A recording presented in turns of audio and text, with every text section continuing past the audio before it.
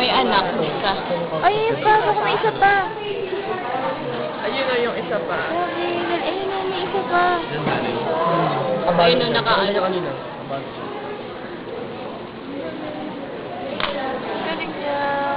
Ilang months na yun? Umuwi na ako eh. Nakita ko na yung picture ko. Paano ko Tagal-tagal niyang binuo. Tapos papatayin lang din. May plano, grabe. O, apply na dyan yung pagiging, ano natin, sa Compalex.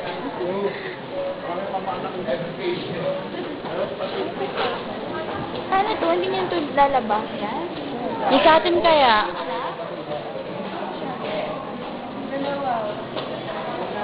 Ba't kaya?